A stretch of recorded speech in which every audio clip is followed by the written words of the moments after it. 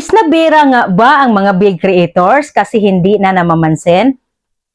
Sandali, bago ka mag-scroll, nasin ka na ba ng isang big creator at biglang naisip mo, isnabira naman ito? Kung oo, panoorin mo to hanggang dulo kasi baka mali ang akala natin. Aminin natin, may pinapalo kang creator, nag-comment ka, nag-message ka, nag-react ka, pero walang reply. At biglang papasok sa isip mo, dati namamansin naman yan. Ngayon, sikat na, isnabera na. Pero tika muna. Alam mo ba kung anong nagbabago kapag lumaki na ang creator? Hindi ang ugali. Ang dami ng taong humihingi ng oras nila. Isang message para sa'yo pero 1,000 para sa kanila.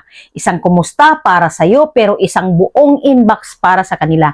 Hindi sila tahimik dahil ayaw nila sa'yo. Tahimik sila dahil hindi nakasya ang oras nila sa lahat. At ito pa ang hindi sinasabi ng iba. Kapag sinagot nila lahat, mauubos oras nila. Mawawala ang focus, masisira ang mental health nila. Kaya ang tawag dyan, hindi snub, boundaries. Success requires focus. Focus requires saying no kahit hindi nila sinasadya. Masakit man aminin, minsan gusto lang natin ang validation. Hindi natin gusto ang reply lang. Gusto natin nararamdaman na napapansin tayo. Pero hindi sukatan ng respeto ang reply. Hindi rin sukatan ng kabutihan ang pagiging available 24/7. At ito ang plot twist. Darating ang araw na ikaw naman ang tatawaging isnabera.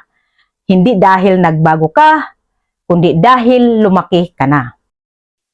Kaya sa sunod, na hindi ka na-replyan ng big creator, tanungin mo muna ang sarili mo.